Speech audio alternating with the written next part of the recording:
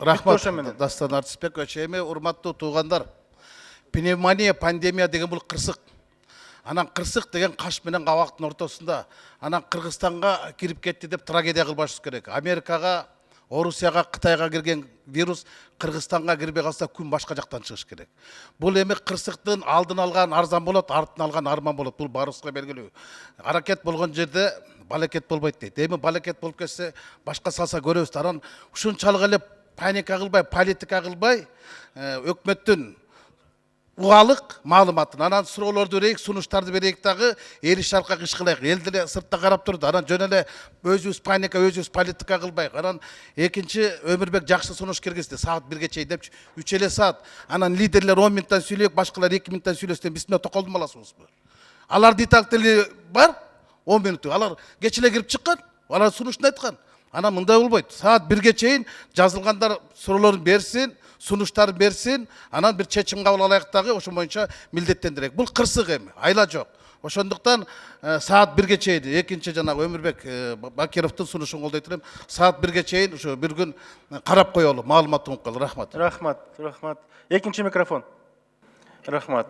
Кийинки сөз депутат Момбеков Рыскелди Чыныбекович. Рахмат, Дастан Артисбекович. Урматтуу Мухаммедкалды Ишекович, мен сизге суроо деле бербейм. Сунуш деле бербейм. Кайрылуу иретинде же кайгыруу иретинде өзгөчө абал болуп турат, өз пикиримди билдирип коеюн дейм да.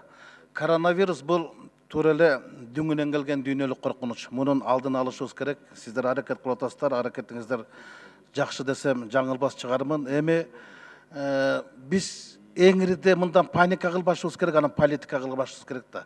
Кыргыз кылым карткан кыргыз болуп келген, мындан да оор кыйынчылыктарды баштан өткөргөн, мындан да оор кырсыктарды баштан өткөргөн. Анан Кытайдын вирусун эмес, биз Кытайдын өзүнө деле жеңилген эмеспиз да. Кандай гана кырсык болсо, кыргыз укол салдырат же дем салдырат чыгып кеткенбиз. Анан дүйнөдө бир күндө же болбосо бир айда Юго-Восточный Азияда гепатиттен 800 000 адам өлөт экен. Эми дүйнөдө коронавирустан болгону бир 8 000 адам набыт кетиптир да.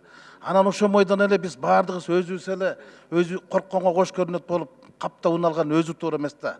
Эми кыргызды кырсыктан Кытайдын маскасы куткарбайт го дейм, кыргыздын маркасы куткарат го дейм.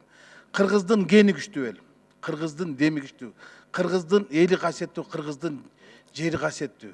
Биз кандай кыйынчылык болгон күндө деле кыргыздын улуулугу, кыргыздын сулуулугу, анан кыргыздын сабыргандуулугу, анан сабырдуулугу, анан сактап келген да. Ошол негизде эле кете беришибиз керек. Анан эми эң негизгиси бул иммунитетти түшүрбөш керек, анан настроениени түшүрбөш керек. Иммунитетти түшүрбөш үчүн эмне керек? Бул албетте бул кыргыздын күчтүү тамагы, кыргыздын 5 бармагы. Тамашалап айсам анча-мынча Шакинин арагы. Ошентип эле биз кыйынчылыктарды жеңебиз. Анан көп деле паника кылыштын кереги жок. Анан муногу шайлоолор боюнча маселе бул карай турган маселелер.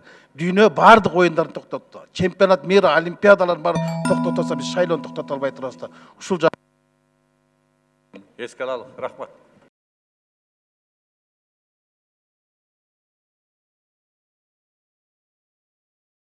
Ачуучундукты бир гана биздин Фабула ТВ YouTube каналынан угасыз. Жазылууну унутпаңыз.